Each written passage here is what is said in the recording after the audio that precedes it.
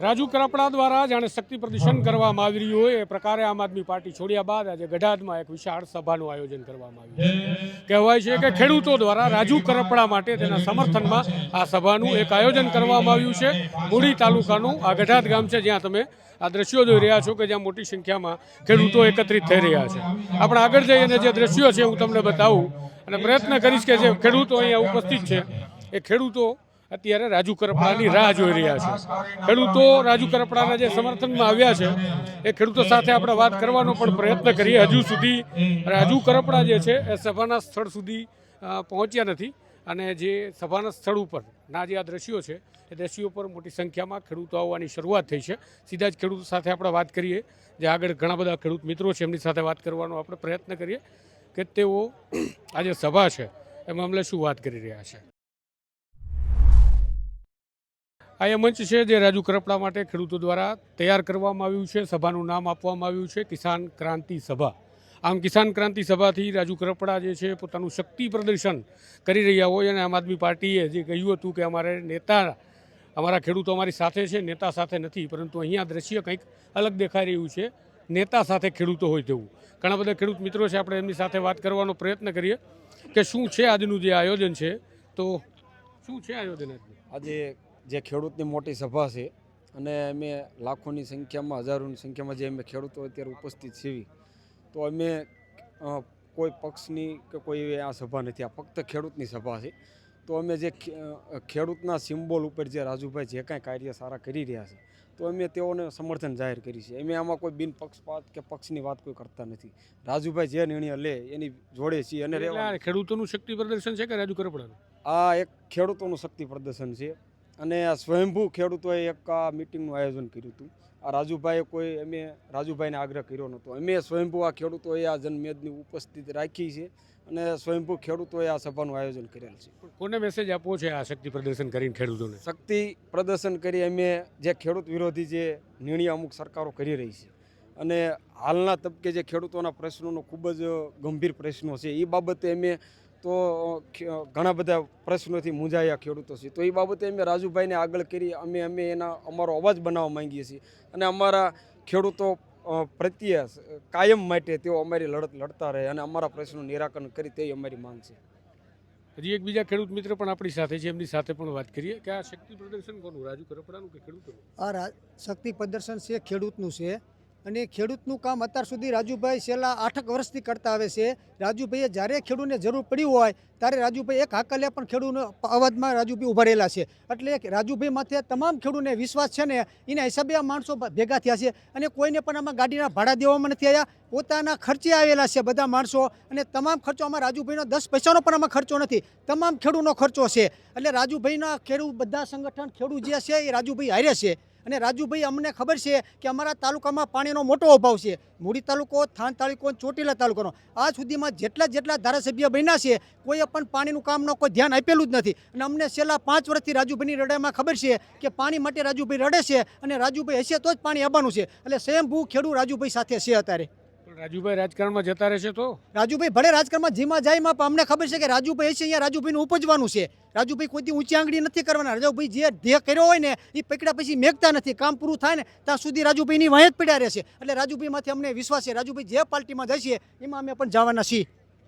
અન્ય એક ખેડૂત મિત્ર પણ છે, એમની સાથે પણ વાત કરીને આપણે જાણવાનો પ્રયત્ન કરીએ। તો આ ખેડૂતોની જે કિસાન ક્રાંતિ સભા છે, અત્યારે ક્યાં ક્રાંતિની કે કિસાનોનો અત્યારે કોઈ મુદ્દો છે? કેમ રાજુ કરપડાના સમર્થનમાં આવી સભા બોલાવવી પડે ખેડૂતો? રાજુભાઈ એક એવા વ્યક્તિ છે જે ખેડૂતોને દિલની અંદર ધબકતો ચહેરો છે। રાજુભાઈ અડધી રાત્રે પણ હોકારો આપે તો ખેડૂતો હાજર જ હોય છે અને રાજુભાઈની અડધી રાત્રે ખેડૂત ફોન કરે તો પણ રાજુભાઈ તત્પર હોય છે, એના માટેનું આયોજન છે। રાજુભાઈની લોકચાહના એવી છે, આ તો ટૂંકું આયોજન છે પણ માણસો ક્યાંય સમાવવાનું નથી।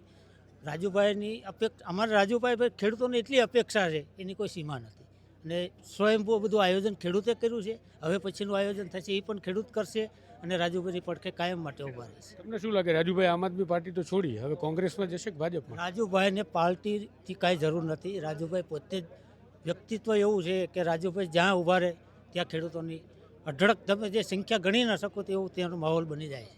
એક ટૂંકી આયોજન રાજુભાઈ ગામડામાં આવવાના હોય તોય પણ છતાં ખબર પડે તો હજારોની સંખ્યામાં ખેડૂતો એકત્રિત થઈ જાય છે. રાજુભાઈ ઉપર એટલો વિશ્વાસ છે. તો જે આયોજન છે ગઢાદ ગામનું, ત્યાંના જ એક સ્થાનિક ખેડૂત આપણી સાથે છે. શું આયોજન છે, કેવું આયોજન છે, એમની તૈયારીઓમાં એઓ પહેલાંથી જોડાયેલા છે, તો એમની પાસેથી એ જાણીએ. આ કિસાન ક્રાંતિ સભાના આયોજનમાં ખેડૂતોએ શું શું વ્યવસ્થાઓ કરી છે, કેવી રીતે કરી છે? આયોજનમાં તો શું સ્વયંભાઈ પોતાના ખર્ચે કોઈનો 1 રૂપિયો લેવાના. અમારા ગામ તરફથી જો એક રસોડું છે, પછી પાણીની વ્યવસ્થા છે, નાસ્તો દેવાનો છે બધાને, બધી વ્યવસ્થા છે. ખુરશીથી મંડપથી માંડીને બધું ફ્રીમાં છે, ખેડૂત દ્વારા જ તે. કેટલા લોકોને જમણવારની વ્યવસ્થા કરી? 2200 જેવું છે. અચ્છા, હા, તો એટલા લોકો પહોંચી જશે? પહોંચી જ જાય ને, ડબલ થઈ જાય છે. અમે તો આશરે કહી છીએ એટલું, બાકી એટલું તો થઈ જ જાય. તો આ રાજુ કરપડાની લોકચાહનાની પ્રતિષ્ઠાની જે વાત આપણે કરી રહ્યા હતા તે ખેડૂતો કહી રહ્યા છે. આમ આદમી પાર્ટી છોડ્યા બાદ હવે રાજુ કરપડા શું નિર્ણય કરે છે, કઈ પક્ષ સાથે જોડાય છે, એની અનેક અટકળો છે. તેઓ કોંગ્રેસમાં જશે, ભાજપમાં જશે, એની પણ અટકળો છે. ત્યારે ખેડૂતો તેમનો પ્રેમ અને સમર્થન રાજુ કરપડા માટે બતાવી રહ્યા છે. હજી એક ખેડૂત મિત્ર છે આપણી સાથે વાત કરવા ઈચ્છે છે, એમની સાથે પણ થોડા સવાલ જવાબ કરીએ આપણે, જેથી આપણને પણ ખબર પડે કે ખરેખર રાજુ કરપડાના મામલામાં ખેડૂતો વિચારી શું રહ્યા છે.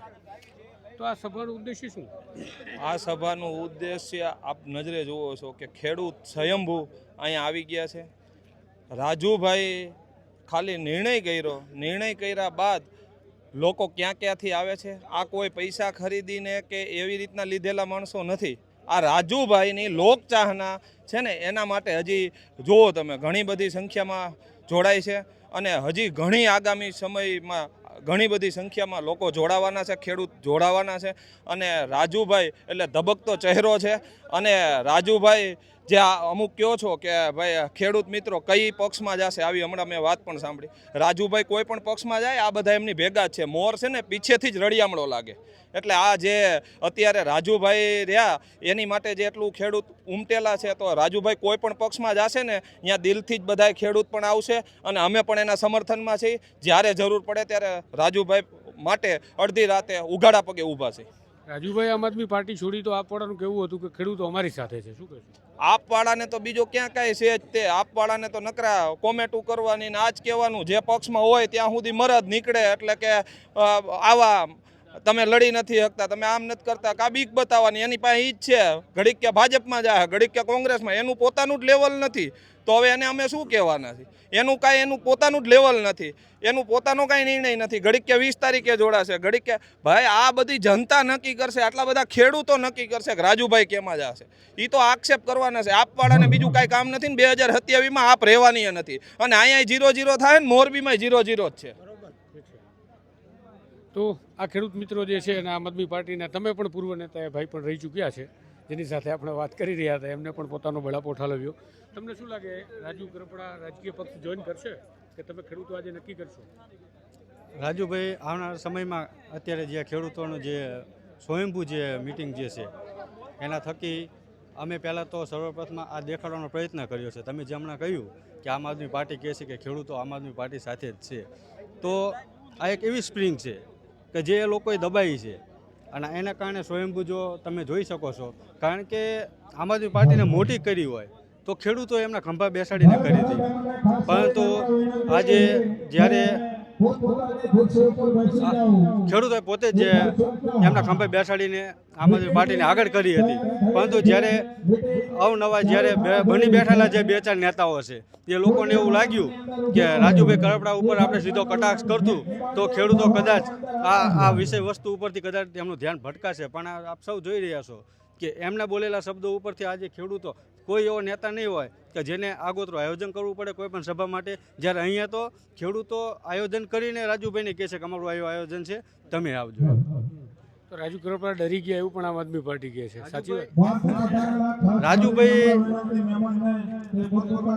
એના ઇતિહાસ એવો છે કે એના દરિયો ખેડેલો છે એ વ્યક્તિએ. એટલે નાના નાના સબરકા કદાચ પૂર આવે ને તો એ વ્યક્તિને ફરક નથી પડે એવો.